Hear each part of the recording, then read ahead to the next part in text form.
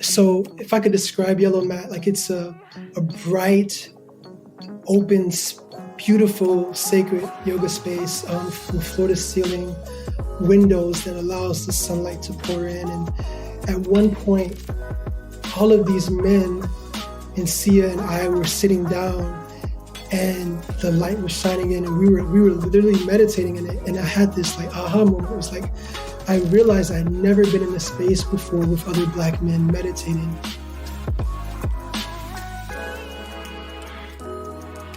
That was Danny Fluker.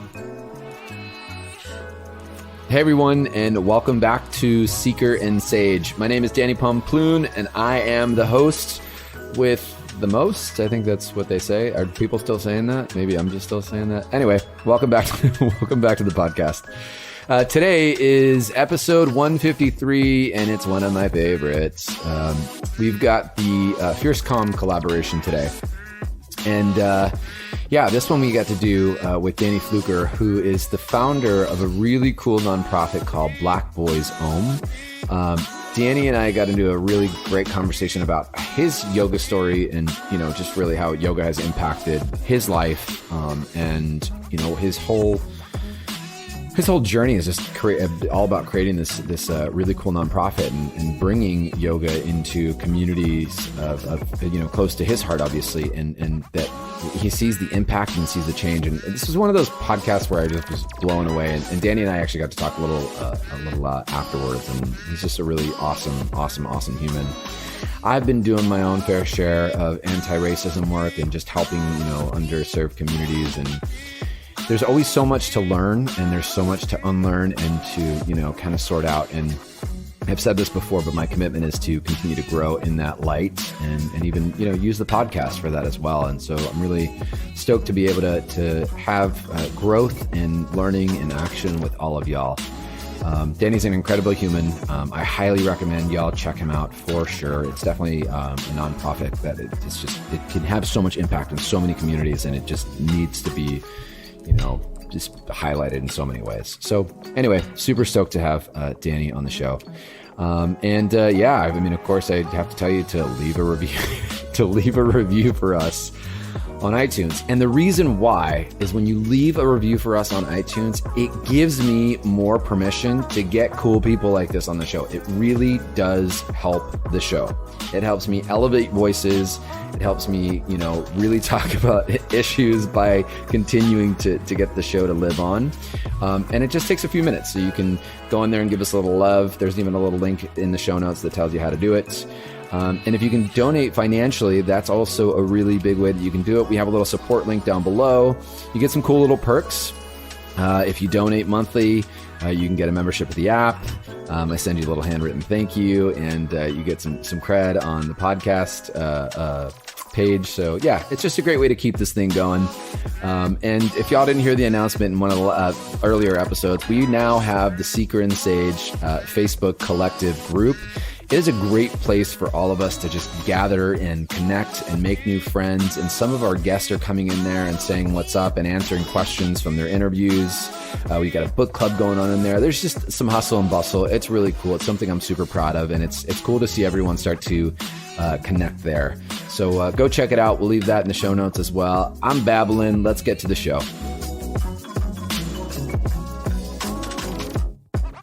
What's going on, Danny? How are you? I'm good, Danny. How are you, man? I feel like we should change today's episode. It's not Seeker+Sage, but welcome to the Danny and Danny show. Absolutely. We need everyone to know that good people are on the show right now. Anyone named Danny, you're solid in my book. Yes. So, Danny, how's everything going? You're on the East Coast, right? Yeah, I'm in Atlanta, Georgia. Atlanta. How's it going out there? It's good. The weather has been very much spring-like during the day. It's been in the 30s at night, but during the day it's been 70 and sunny. Okay. So it's been really, really good. Yeah. How's that? I actually, I'm not really too versed in how Atlanta's doing just with the state of the world right now. How's everything going? I mean, I'm sure everywhere is a little nutty right now with coronavirus and whatnot. Yeah, we definitely have a high number of cases. We have, a very populous region, just under 6 million in the metro Atlanta area. So it's a lot. We're just trying Yeah. to be safe, kind of like Yeah. everyone else. Yeah. Yeah. Yeah. I feel it. It's such a weird time to be alive. And it's so hard not to talk about it because it's like, so, I mean, right now in the landscape of everything, it's just getting crazier and crazier and crazier and crazier. Yeah. Yeah. But Absolutely. we stay healthy and sane the best we can. That's that part. That's the most important part. It's just like what can you do to stay centered, just stay at peace, despite what's going on. What are your tricks of the trade for staying centered and staying at peace right now? So for me, I do a lot of running, dancing, yoga, and meditation for sure. But for the most part, just those things that kind of keep me active and moving and, get those endorphins flowing. Yeah. And focusing on the good. I focus like literally on what I'm grateful for, what I'm planning and working towards, and what is present, not too much in the past, not too much in the future, but as much as I can, focusing on the present. Yeah. Danny, how did what's your backstory in yoga? I don't know exactly how you got into your yoga journey and how that all started off for you. Yeah, I have severe anxiety several years ago, and I was to the point where it was affecting how I was breathing. I was having to remind myself to breathe, like I was holding my breath. It was really, really bad. And I remember going to a Chinese herbalist at the suggestion of a friend. And the Chinese herbalist, sat with me for a few hours. And at the end of our time together, she recommended that I do yoga.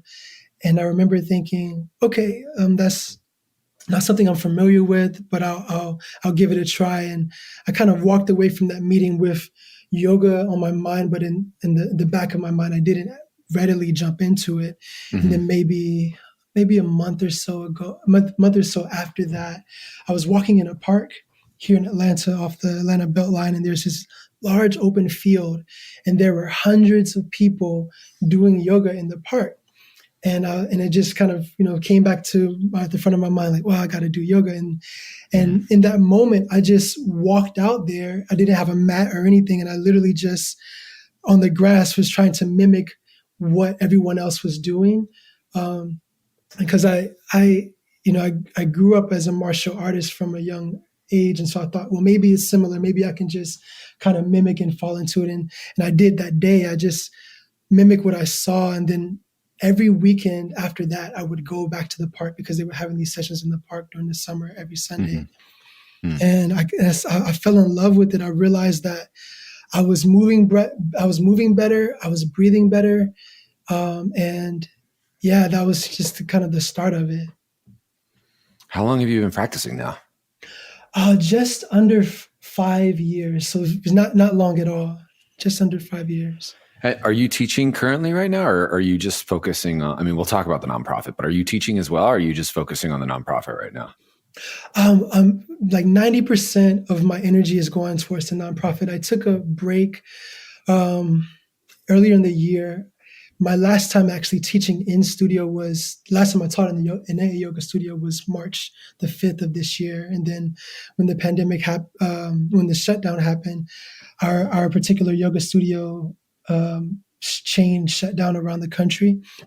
And I occasionally, maybe 3 or 4 times throughout this year, I've taken on private virtual clients, but for the most part, I've focused on my personal practice, and I've also, taught a few classes in the park for my nonprofit. Yeah, I think a lot. I've seen a lot of teachers take sabbaticals with this time. I know a lot of people weren't really into the online space. It just didn't resonate for them. They weren't really feeling it for, whatever the case may be. I kind of resisted it at first, but a lot of people are taking sabbaticals and whatnot. It's a good time to do it if you can do it for sure. And also, good time to readjust and reassess what normal was and what we normalized and what we thought we thought was okay and what we thought was, wasn't okay, or, a lot of things that we just kind of like let slide that just were so not okay. And I think in a way, I think I've said this before on the show, I'm sure, but like, coronavirus was really a way for the world to tell everyone to go sit and meditate and think about what you've done. And, the subconscious mind, was everything, all the political issues, all the social justice issues were, being shut down by different distractions. And, now those distractions are gone. And so we're not forced, but we have this opportunity to really go in and reflect and excavate and think about, the injustice and what parts that we've played. And I was a big part of that. I had to go back. I had to go back and, realize where I played a part in it. I thought there's so much unlearning that I still have to do, and, giving myself the patience, obviously, and the grace to do it. But to be in the work, I think, is so important right now. Yeah, absolutely. Yeah. I think on the flip side of that, for me, with a lot of what has transpired in our country, with sitting with myself, I've had to sit with a lot of anger, a lot of rage, a lot of emotion, and it's an ongoing process. Like I'll have these moments of just pure anger, pure rage, and then sitting with that and trying to transmute that as best I can into something that is creative and that is restorative for me, and that won't eat away at me or deteriorate me from within. And a lot of that energy has been poured back into my nonprofit. But yeah, just kind of to echo what you were saying, it's just like everyone is having to sit with themselves in some capacity, and it's showing up in different ways. Yeah. It's it's another opportunity to go in and do the, it's to break up the samskaras and start building new pathways and, unlearn and, fight for justice and equanimity. And, the whole concept, I didn't really get it, but the whole concept of well, let's just be equal. No, that's not really how it goes. We want more than just just a surface level. We want equanimity. We want beings to be beings. I had a hard time understanding, in general, I'll never forget, I was at the Asheville Yoga Festival, and I remember walking in to go see Chelsea. I was getting ready to leave, and she was teaching a class, and I was like, I got to go say bye to her and give her a great big hug. And, I love her. Hi, Chelsea. I love you. You're the best. And, I went in there, and it took me a second, but I went into this space, and it was, very sacred, and it was very beautiful the way they had set it up. And I looked around, and I was like, oh, wow, there's nothing but women of color in here. And I was not necessarily, I wasn't taken back oh my gosh, but it really just, it gave me this, this thought bubble came up of why was that there? Why was that space created? You know what I mean? Yeah. And it sparked the inquiry in my mind. That's what it did. Yeah. And it sparked the inquiry in my mind enough to be okay, I got to go further into this and realize, how important it is to not only build space, but how different, communities need space, and it's not necessarily that they're not trying to not be, inclusive, but I think it's important for, even, I identify as, a queer man and, half brown, and even then creating a space for wherever that whoever we are, right, and what we've felt, but to be able to come in community and heal in a way, I think when I witnessed that, it really, really, really shined a light on some pretty big blind spots that I had, and it made me really inquire and go into the work a little bit more. And then, of course, months passed, and I kind of forgot about it. And then, as coronavirus started to happen, the inquiry just came back without everything, happening in the world and, social movements. it was an opportunity again for me to go in, and I just started to dig in and do some work, and really just blown away at how much I didn't know. And I started to see these other spaces, start to be created. I did a little work with Davina Davidson over at Melanin Yoga Project, and the same, just blown away by how courageous and how needed these spaces are, like so bad. Yeah. And how, there is this conversation, I think, that a lot of people want to try and help, or there's a talk of it, but it's just so, I don't know. I think just being in the work is really, really, really important. And, being in the hot seat, because this isn't something that just happens for a week and then you call it a day. It's right. like, it's a forever process. Yeah. So you've done a great job at, creating, multiple types of space, and you founded the Black Boys Own Project. So tell me a little more about it. I mean, I want to hear it, but you can best describe it. I'll try to butcher it. So. Oh, no worries. Yeah. Black Boys Own started as an idea. After I became a yoga teacher, I started to teach at a Black-owned yoga studio in Atlanta, Georgia. It's called Yellow Mat Wellness, and it's owned by Sia Collins, and a Black woman, phenomenal yoga teacher, meditation instructor, and she and I became really good friends. But she was the first person to have me do a yoga audition and then bring me on into her studio. And she had a workshop called Men Who Meditate. And in this workshop, she asked me to facilitate the asana portion. So she would teach the different modalities and types of meditation, and I would lead a yoga flow. And all of the men who showed up that day were Black. Even though it was open to all men, all of the men who showed up were Black. And there were about 15 or so men that showed up. And it was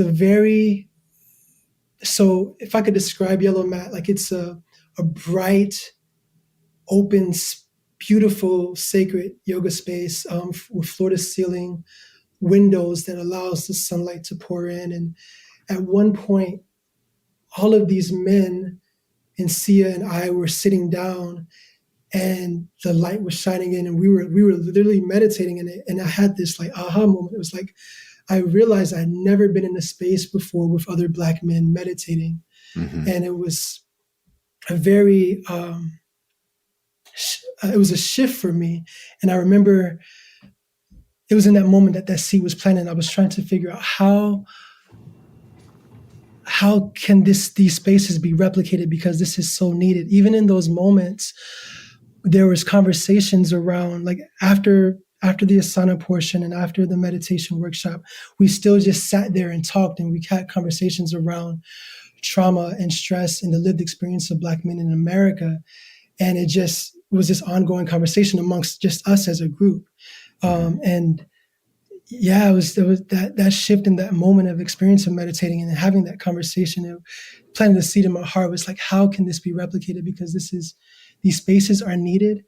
And how can I do this multiple times? And so after that day, I began to have conversations with other yogis that I knew in Atlanta, other Black male yogis. And the idea came around to start a group. And that group grew first locally in Atlanta with just a handful of Black male yogis, but then it grew by word of mouth in other parts of the country with other Black male yoga instructors. And it became this network of brothers that were practitioners, that were yoga teachers, they were meditation teachers, and they were also having these, they were also doing work in their own community. So you had some brothers who specifically worked in correctional facilities. You had some brothers who were teaching in schools. And the idea slowly evolved from this growing word of mouth network to how do we bring our efforts together and then multiply that on a larger scale. I had a mentor. He's still a mentor. His name is Brandon Copeland, and he was teaching. He's the founder of Capera Wellness, but he also started trap yoga, like the phenomenon that is trap yoga. He created that out of his desire to hold space for himself in an environment that was familiar with him. So practicing yoga to trap music. And he also was teaching young men, young boys, Black boys in Southeast Washington, D.C. at a place called the Creative School. And I remember like thinking, oh man, this is awesome. Like how can we like do what Brandon is doing as a collective and teach more Black boys in particular? And so it became this idea of going from this network to going into our communities to teach, and also specifically looking at young Black men and raising them up in these spaces that they're seeing other Black men and they're being taught by other Black men. And it kind of grew from there. This was in the summer of 2018. We became a nonprofit in August of 2019. And the network that kind of grew from word of mouth is now just over 250 Black male yoga instructors. And wow. We're in 90 locations, both within the United States and in West Africa, the Caribbean, Australia, United Kingdom, and parts of Asia. No big deal. Danny, you just dropped all of that on us like nothing. You're like, yeah, I just did a thing 2 years ago and now I'm just crushing it. It's awing. I'm very grateful. Yeah. I mean, it's, you can tell your passion is definitely something that's driving it and being, such a big force. And, I can only, again, I can speak from my experience and from my knowledge, but I didn't really realize how important, these spaces were. And like, even when I went back and, reflected every time I would meet with the teacher training group with Davina, I hadn't been in that room, right? I hadn't been in that community, and I wanted to be there. I wanted to hear the voices. I wanted to hear the conversations that were being had that I didn't understand. Or even had insight to. I think it was really important for me to dive in if, I was truly going to make my life about the work and, being inclusive and, just to walk in the walk instead of just talking the talk. And what I realized, I had never even thought about it before. I've definitely had a couple of Spanish speaking teachers. I've learned from Mexican yoga teachers, and that's been a thing. But I've never once been taught by let's see, I had one male teacher for a little bit that I think he was Taiwanese. I want to say. I'm going to butcher that. I think he was Taiwanese, and that's it. I never had any other, male or female, person of color other than that in my entire yoga, I've been practicing for 15, 16 years now and teaching for, about 10 or 11. And when I was in this training, I didn't realize, when I was hearing these women talk, like, there's specifically not a lot of, Black yoga teachers out there. There weren't through this journey until, up until recently. And it blew my mind. And of course it blew my mind because that's not my life. Like, I don't walk in that every day. I don't really, it's not something that happens every day, but it really did make me, take a step back, and, it brings the bells of injustice for me a bit. But also reaffirmed, just how important it is to create these spaces and to have things like, Black Boys Om. That's another thing that I learned about is, a lot about, in the Black male community, about how important, mindfulness is because of the constructs that are laid out there. It's just, there's so much that we don't think about, and we don't really I think that there's just a lot of great opportunity for people to learn and to do the work and not ask somebody that shouldn't be educating them on doing the work. Yeah. What do you think your long-term goal for this is? Like, where do you want to see it? When you close your eyes and you're like, this is where I see the nonprofit going in, I don't know, 5 years. What do you want to do with it? Yeah. I remember recently we got a consultant for the nonprofit to kind of help us because we're still new and navigating this space. And even myself, like I'm learning as I go. I've never been, an executive director of anything. Like I'm learning as I go. I get, advice from friends who have had nonprofits, but this is definitely a lot of trial and error. And one of the consultations we had recently was like, we took our purpose, mission, and vision that we created a couple of years ago, and we she kind of like deconstructed it and made me realize how much I need to just simplify it. And I just broke it down into one statement. And that statement is, we exist to serve the well-being of Black boys and Black men through mindfulness, meditation, and yoga. And at the end of the day, that is it. If actual Black boys and actual Black men are embracing these wellness practices for themselves, and if it is affecting their lived experience and their how they deal with life and how they deal with trauma and how they deal with what it is to be Black in this country and what it is to be Black around the world, then we're doing our job. And my hope is that that the culture, that the wider culture within Black communities around not only the United States but around the world will recognize that these wellness practices are for them, and that is accessible to them by representatives who have these practices already in their lives, and that it's not foreign. It's not something that's just for white women. It's not something that is for people who are affluent. Like it's accessible and it's for them. And my biggest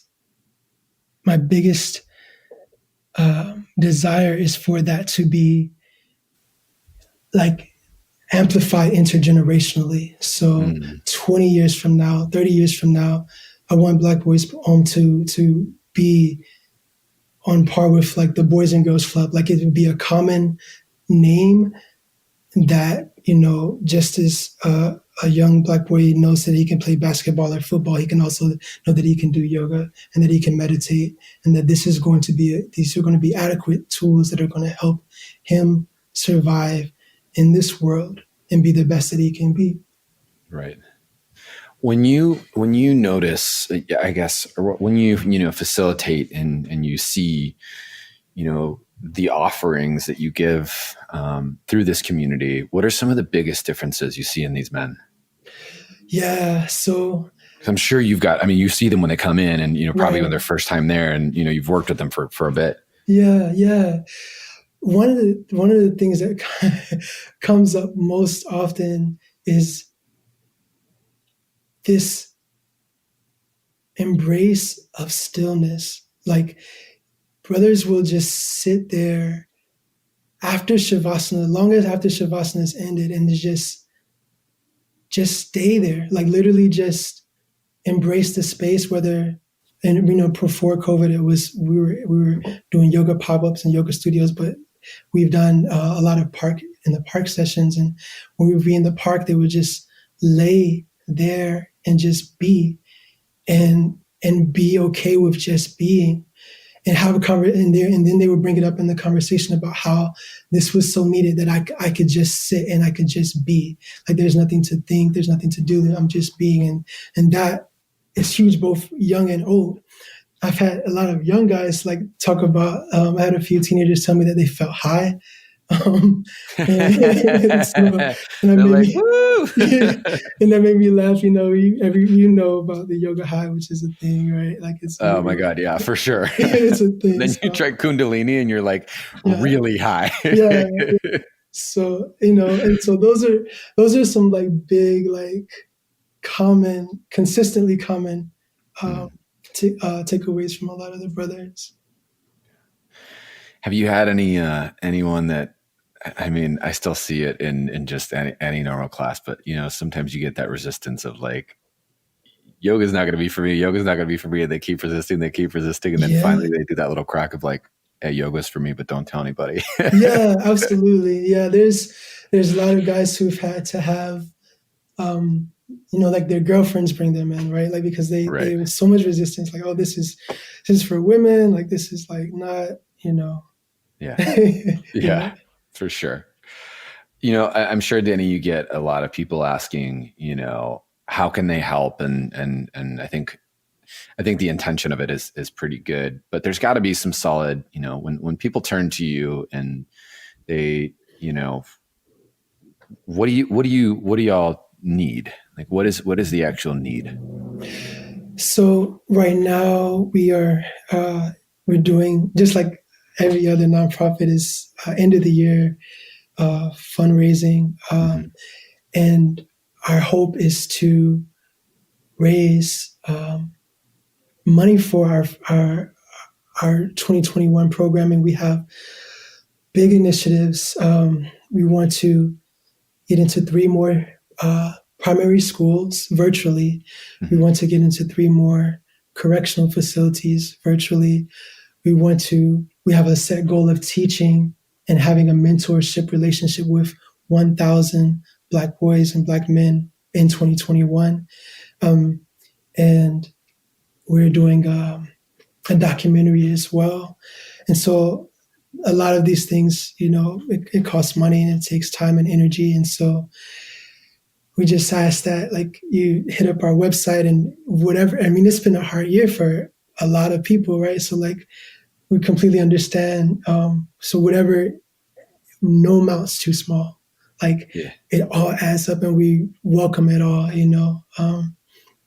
we have very high hopes for this next year and it can only get better from here. We're excited. Yeah, it sounds like you guys have a lot of stuff in the works. Yeah. Buckle up, Danny boy. Exactly. Yeah. Thank you, man. Well, as I do, as I do bring so many guests on the show, and it's selfishly, I did the show for me. Like, I really just want to hear from these awesome people and these, learn and educate myself on a lot. I appreciate you coming in and sharing, and I'm sure that you have to do a lot of it, and that's got to be exhausting sometimes. And so I want to acknowledge that. And I really do just, it's very cool to see, the space being created, and to see the need for it and to realize, there's a whole nother world out there that I think a lot of us have an opportunity to really dive in and learn about if we're willing to put in the work. And we need more leaders like you. We need more leaders in different communities to help bring these gifts that we call yoga. Yeah. Whether it's mindfulness or breathing or moving or all the above at the same time. Yeah, absolutely. Well, thanks for coming on the show today, Danny. I appreciate your time. And, thank you, Danny. Thank you. Of course. Until the next Seeker and Sage, this is Danny and Danny saying peace out. Peace.